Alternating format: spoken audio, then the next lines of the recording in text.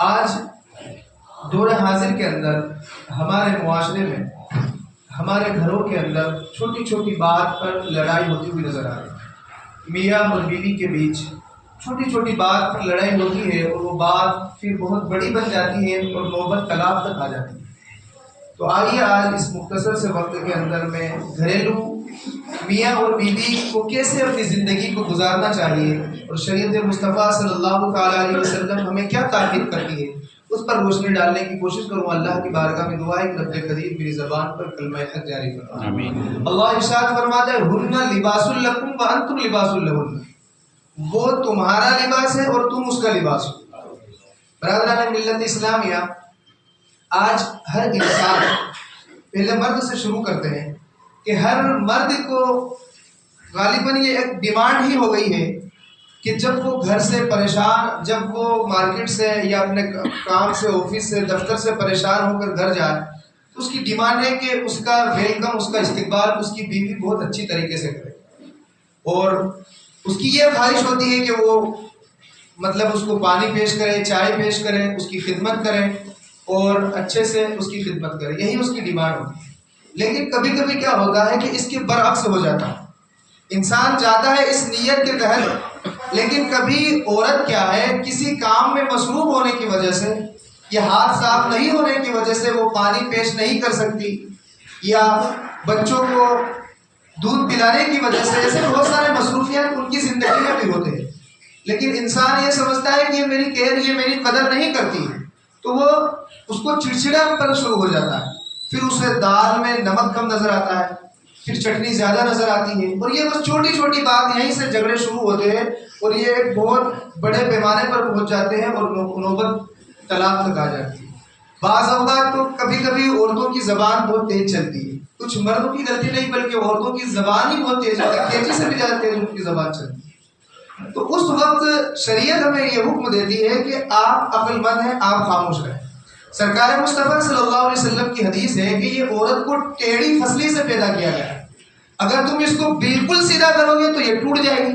اب اس کا مطلب یہ بھی نہیں کہ اس کو ایسے ہی چھوڑ دو، بلکہ وقتاً فوقتاً اس کی اصلاح کرتے رہنا چاہیے۔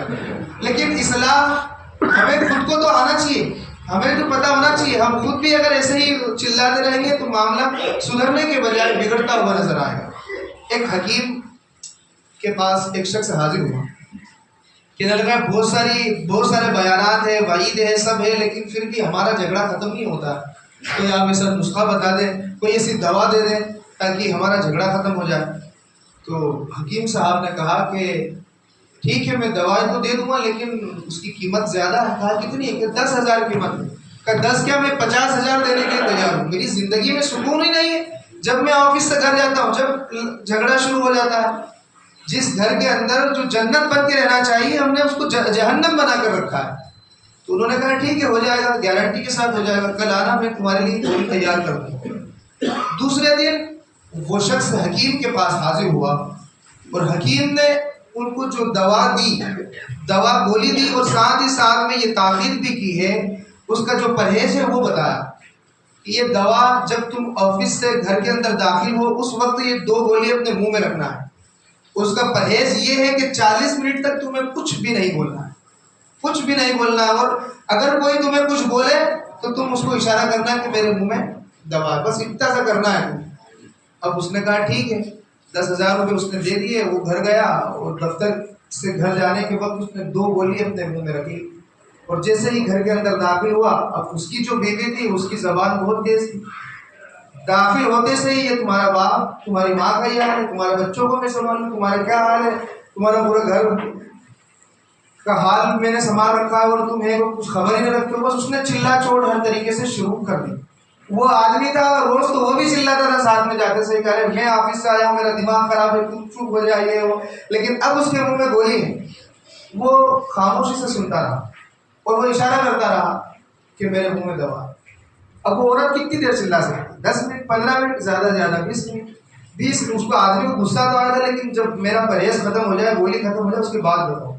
40 منٹ مکمل ہونے کے بعد اس نے سوچا کہ میں اب، وہ تو ٹھنڈی ہو گئی، پھر اس نے سوچا اب میں کائے کے لیے فالتو میں لڑائی کروں، اس سے پھر بات بنے گی۔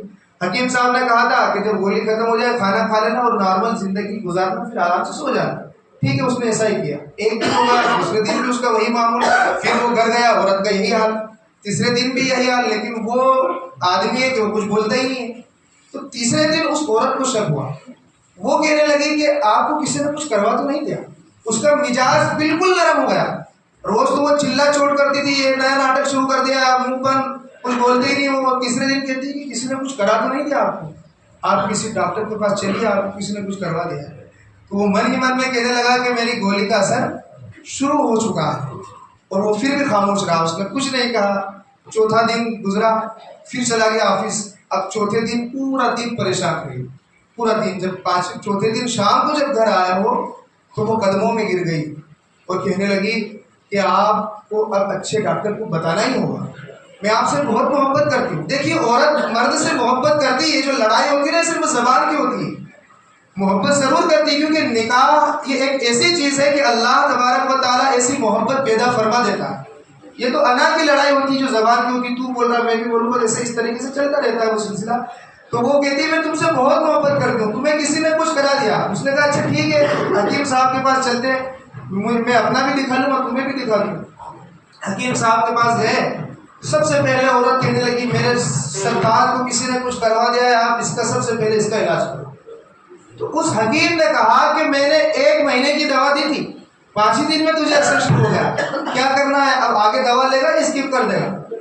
تو وہ کہنے لگا حضور اس دوا کے اندر ایسی کیا تاثیر ہے، کھائی میں نے اور اثر اس پر کری، کیا تاثیر ہے اس کے اندر ایسی؟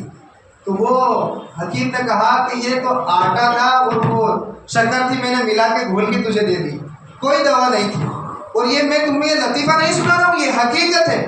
اس نے کہا کہ دوا کوئی نہیں تھی، دونوں کو ایک کو تو خاموش ہونا تھا، تو میں نے تیری زبان پر تالا لگا دیا، دیکھ تیرے گھر کی لڑائی ختم ہو گئی۔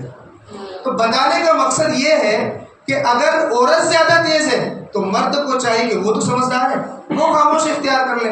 ایک دوسرا طریقہ شریعت مصطفیٰ کا یہ ہے کہ جب عورت زیادہ بولے تو وہ اعوذ باللہ من الشیطان الرجیم پڑھ کر وہاں سے نکل لے تھوڑی دیر کے لیے۔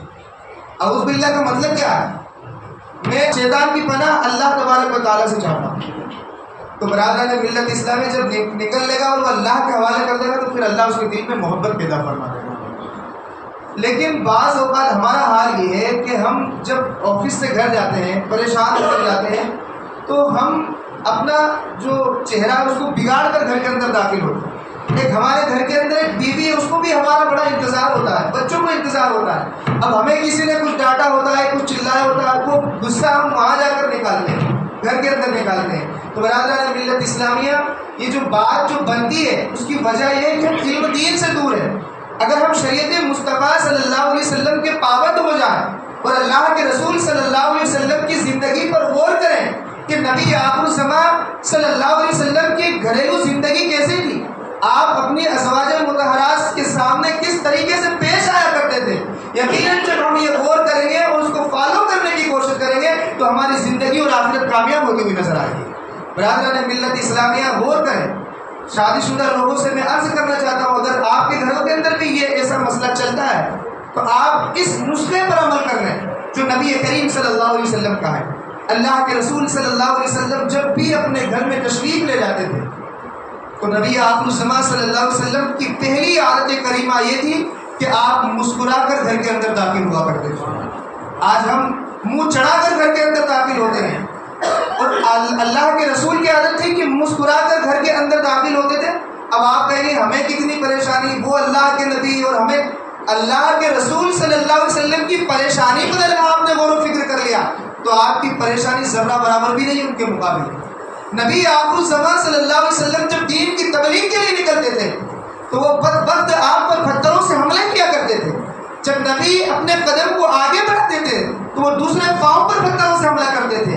آقا کریم جب سر پر سجود ہوا کرتے تھے تو آپ کی پشت انور پر اونٹ کی اوجڑی ڈال دی جاتی تھی۔ جب آپ چلتے تھے تو آپ کے راستوں پر گڈھے کھود دی جاتے۔ یہ تکلیف کم ہے؟ یہ تمام تکلیفیں سہنے کے بعد کئی مرتبہ ایسا ہوا کہ آپ کی پیشانی کا خون آپ کی نالین تک آ گیا، پتھروں سے حملہ ہوا۔ لیکن جب نبی گھر کے اندر تشریف لے گئے تو تمام پریشانی کو پیچھے چھوڑا اور مسکرا کر گھر کے اندر داخل ہوتے تھے۔ اور سب سے پہلی عادت کریمہ یہ تھی کہ آپ سب سے پہلے سلام کیا کرتے تھے۔ ہم کرتے ہیں، ہم تو کہتے راستے سے الگ ہٹ جاؤ، ادھر جھولا پھینکا، ادھر وہ کرا، لیکن برادران ملت اسلامی، اگر ہم شریعت مصطفیٰ صلی اللہ علیہ وسلم کے مطابق جا کر مسکرا کر سلام کریں گے پہلے، دن بھر سے اگر ہماری بیویوں نے کچھ دن بھر سے اپنے ذہن و دماغ کے اندر کچھ پال بھی رکھا ہے کہ ان کو آنے تو پھر بتاتی ہوں یہ وہ، پھر ان کا دماغ خراب کروں گی، کچھ بھی انہوں نے پلان بنایا ہوگا، وہ سلام کے ساتھ ساتھ ان کا پلان ہمیشہ کے لیے ختم ہو جائے گا۔ اللہ سلام کی برکت سے ان کی نفرت کو محبت کے اندر تبدیل فرما دے گا۔ دوسری عادت کیا تھی نبی کریم صلی اللہ علیہ وسلم؟ اندر داخل ہوتے تھے گھر کے اندر، سیدھا جا کر مسواک فرماتے تھے۔ آپ مسواک فرماتے تھے۔ اللہ کے رسول صلی اللہ علیہ وسلم اپنے منہ کو صاف کرتے تھے۔ اب ہم پورے دن پسینے میں رہتے ہیں، اپنے جسم سے بدبو آ رہی ہے، اور جا کر ہم یہ چاہتے ہیں کہ ہماری خدمت کریں، ہمارے ہاتھ اور پاؤں دبائے جائیں۔ جس طریقے سے ہم عورت کے اندر اس کی خوبصورتی تلاش کرتے ہیں، پاکیزگی تلاش کرتے ہیں، خوشبو تلاش کرتے ہیں، تو وہ بھی تو انسان ہے، اس کے سینے میں بھی تو دل ہے، وہ کیوں آپ کے پسینے سے محبت کرے گی؟ آپ بھی تو خوشگوار ہو کر اس کے سامنے پیش آؤ۔ نبی کریم جاتے تھے، پہلے مسواک کرتے تھے، پھر آتے تھے اپنی زوجہ محترمہ سے محبت سے بات کرتے تھے۔ حضرت عائشہ صدیقہ پھر پانی پیش کرتی تھی، ایک روایت کرتے ہیں، پھر نبی آپ کو سمجھ کر پانی پینے کا انداز کیا تھا، یہ دیکھو کیوں نہ محبت ہوگی، اگر نفرت پال کے بھی رکھی ہوگی تو محبت کے اندر تبدیل ہو جائے گی۔ عائشہ پانی پیش کرتی تھی تو نبی کریم صلی اللہ علیہ وسلم فرماتے تھے، اے عائشہ پہلے تم پانی پی۔ تھک کر آئے نبی آپ کو سمجھ صلی اللہ علیہ وسلم، پانی پیش کر رہی حضرت عائشہ صدیقہ رضی اللہ تعالیٰ عنہ، آپ فرماتے پہلے آپ پانی پی۔ حضرت عائشہ خود پانی نوش فرماتی، اور پھر نبی اس بات کا خیال رکھتے کہ عائشہ نے کہاں گلاس کے کس حصے میں اپنے لب کو رکھا، اور جہاں پہ حضرت عائشہ اپنے منہ کو رکھ کر پانی پیتی تھی، نبی آپ الزما بھی اپنے لب مبارک کو وہیں رکھ کر پانی پیا کرتے۔ تو یہ طریقہ تھا رسول اکرم صلی اللہ علیہ وسلم کا، صفائی کا خیال رکھو۔ اب ہم گندے سے چلے جاتے ہیں، جانے کے بعد سیدھا موبائل کے اندر لگ جاتے ہیں۔ کئی لوگوں کا ایسا ہے کہ وہ موبائل کے اندر یا ٹی وی کا ریموٹ لے لیا، اب وہ بیچاری دن بھر سے پریشان بچوں کو سنبھال رہی تھی، اس کے بھی کچھ ارمان ہے، کچھ باتیں کرنا ہوگی، لیکن جب وہ بات کرتے تو چڑچڑا پن کرتے ہیں۔ تو اس طریقے سے جو خوشگوار گھر کا ماحول ہے وہ نہیں بنتا۔ خوشگوار بنانے کے لیے رسول اللہ صلی اللہ تعالیٰ علیہ وسلم کی شریعت کے مطابق اپنی زندگی گزارنا ہوگی، دنیا بھی کامیاب ہوتی ہوئی نظر آئے گی اور آخرت بھی کامیاب ہوتی ہوئی نظر آئے گی۔ عورتوں کے بھی لیے یہی حکم ہے، اخلاق انہیں اچھے اپنے پیش کرنا چاہیے، اپنے شوہر کی خدمت کرنا چاہیے۔ بالکل جو شوہر توقع اپنی عورت سے رکھتا ہے، جو ڈیمانڈ رکھتا ہے، تو اسے عورت کو اس پر کھڑا کرنا چاہیے، ویسے ہی ان کو خدمت کرنا چاہیے۔ ہمیں اپنی بہن بیٹیوں کو یہی تعلیم دینا چاہیے۔ آج کل کیا ہوتا ہے پتہ ہے، شوہر تو چلا گیا دفتر آفس، اب وہ گھر سے اپنے مائکے فون لگاتی، وہ ساس فون لگاتی، ادھر سے پوچھتی کہ کیا کسی نے کچھ بولا تو نہیں، ساس نے تو کچھ نہیں بولی، وہ تو تیری ننند نے تو کچھ نہیں کہا، تو دمنا مت، ہم سب دیکھ لیں گے۔ اس طریقے سے اس کو بھروسہ دلاتے ہیں، اس کے حوصلے بلند ہوتے ہیں، اور وہ پھر کسی سے نہیں ڈرتی، پھر بولتی نقصان کس کا ہوتا ہے، وہ ساس تو ایک لمحے کے لیے بول کر الگ کر دی، جھیلنا کس کو پڑتا ہے، شوہر کی نفرت کا سامنا کس کو کرنا پڑتا ہے، اس عورت کو کرنا پڑتا ہے۔ چاہیے کہ اس ماں کو یہ تعلیم دینا چاہیے کہ اگر وہ ماں، وہ بیٹی فون لگاتی کہ امی مجھے یہ پریشانی ہے، تو آپ اپنی بہن بیٹیوں کو تعلیم دو کہ تم انہیں یہ کہو کہ بیٹی ابھی صبر کر لو، تمہاری یہ پریشانی کچھ نہیں ہے، اس سے کئی زیادہ پریشان میں تھی، لیکن میں نے صبر کیا تو اللہ نے خوشحالی میں میری پریشانی کو تبدیل فرما دیا، تم بھی صبر کرو، ایک وقت آئے گا کہ تم خوشحال زندگی کو گزارو۔ اس طریقے سے تعلیم دو، اگلی بار وہ شکایت بھی نہیں کرے گی۔ تو برادران ملت اسلامیہ، ہوتا کیا ہے ہمارے معاشرے کے اندر، شوہر چلا گیا آفس، اب اس کا باپ غصے میں تنتناتا ہوا ہے، ادھر ماں باپ کو دو چار بات سنا دے گا اور اس کی عورت کو لے کر چلا جائے گا، جب اپنی بیٹی کو لے کر چلا جاتا ہے، تو اب کیا معاملہ ایسے سدھرتے ہیں؟ ایسے معاملے سدھریں گے؟ وہ لے کر چلا گیا، اب شوہر تھکا ہارا گھر آیا، جب اس نے پوری کہانی سنی تو بات کہاں تک پہنچے گی؟ طلاق تک پہنچے گی۔ یہ کیوں؟ یہ بولے کہ میں پیچھے ہٹنے والا ہوں، یہ بات طلاق تک پہنچے گی۔ اور یاد رکھے، جو عورت اپنے شوہر کی اجازت کے بغیر اپنے گھر سے نکلتی ہے تو نبی آخر الزمان فرماتے ہیں کہ انسان اور جنات کے علاوہ اللہ کی تمام مخلوق اس عورت پر لعنت بھیجتی ہے۔ اب وہ تو چلی گئی، وہ اللہ کی تمام مخلوق کی لعنت وہ برداشت کر رہی ہے۔ برادران ملت اسلامیہ، یہ دیکھیے شریعت مصطفیٰ کو دیکھیے، اب اللہ کے رسول صلی اللہ علیہ وسلم اپنی پیاری بیٹی حضرت فاطمہ الزہرا رضی اللہ تعالیٰ عنہا کو لینے ان کے گھر پہنچتے ہیں۔ شادی کو ابھی 3 دن ہی ہوئے تھے، حضرت فاطمہ الزہرا اور حضرت علی شیر خدا رضی اللہ تعالیٰ. تو نبی آخر الزمان پہنچے. آپ نے فرمایا آزمانے کے لیے، اللہ کے رسول نے اپنی بیٹی کو آزمانے کے لیے فرمایا کہ بیٹی چلو میرے ساتھ گھر چلو. تو حضرت فاطمہ الزہرا رضی اللہ تعالیٰ عنہ کیا عرض کرتی ہیں؟ ماں بہنوں کو سبق لینا چاہیے. وہ کہتی ہے کہ یا رسول اللہ صلی اللہ علیہ وسلم، اللہ نے آپ کے مقام و مرتبے کو بلند فرمایا. آپ اللہ کے آخری نبی، آپ نبی آخر الزمان ہیں یا رسول اللہ، اور میں آپ کی بیٹی بھی ہوں، اور آپ ہی کا حکم ہے کہ اپنے شوہر کی بغیر اجازت سے اپنے گھر سے نہیں نکلنا. یا رسول اللہ اگر آپ اجازت دیں تو میں کچھ وقت رکوں، اور علی شیر خدا جب آئے تو ان سے اجازت لے کر میں آپ کے ساتھ اپنے گھر چلنے کے لیے تیار ہوں. دیکھیے برادران ملت اسلامیہ، نبی آخر الزمان مسکرائے، پھر آنکھوں سے آنسو جاری ہوئے. حضرت فاطمہ کہتی ہے کہ میرا کچا گھر اور دونوں عالم کے مالک و مختار اپنے دامن کو سمیٹ کر میرے کچے گھر پر بیٹھا، اور کس کا انتظار کر رہا ہے؟ اپنے داماد کا. داماد سسور سے مقام و مرتبے میں بلند نہیں ہے، بلکہ وہ نبی آخر الزمان کے غلاموں میں شامل ہے، لیکن وہ انتظار کیا جا رہا ہے. آج پیسے کا بل بوتے پہ سسور کیا کیا نہیں کرتے. خیر حضرت علی شیر خدا رضی اللہ تعالیٰ عنہ شام کے وقت گھر آئے. تو گھر آئے، اللہ کے رسول نے فرمایا اے علی کہ آپ کی اجازت ہے کہ میں اپنی بیٹی کو اپنے گھر لے کر چلا جاؤں؟ اللہ اکبر. حضرت علی نے جب یہ الفاظ سنے تو نبی آخر الزمان کی حضرت علی کی آنکھوں سے آنسو جاری ہو گئے، اور عرض کرنے لگے یا رسول اللہ آپ کو اجازت کی ضرورت. یا رسول اللہ اگر علی کو آج اس دنیا کے اندر عزت ملی ہے تو آپ کی غلامی کے صدقے میں ملی ہے، اور آپ مجھ سے اجازت لے رہے کہیں یہی تمہاری بیوی حضرت فاطمہ نے یہی کہا ہے. تو حضرت علی رضی اللہ تعالیٰ عنہ نبی آخر الزمان صلی اللہ تعالیٰ علیہ وآلہ وسلم سے عرض کرتے ہیں یا رسول اللہ آپ دعا فرمائیں کہ حضرت فاطمہ الزہرا رضی اللہ تعالیٰ عنہ کے انہی اعمال کے صدقے میں اللہ قیامت کے دن ہمیں عزت عطا فرمائے، بلندی عطا فرمائے. یہ حال ان لوگوں کا ہے. اور آج کا دور دیکھنے کی برادران ملت اسلامیہ، عورت کو چاہیے کہ وہ اپنے شوہر کے بغیر اجازت کے وہ اپنے گھر سے نہ نکلے. ایک اور روایت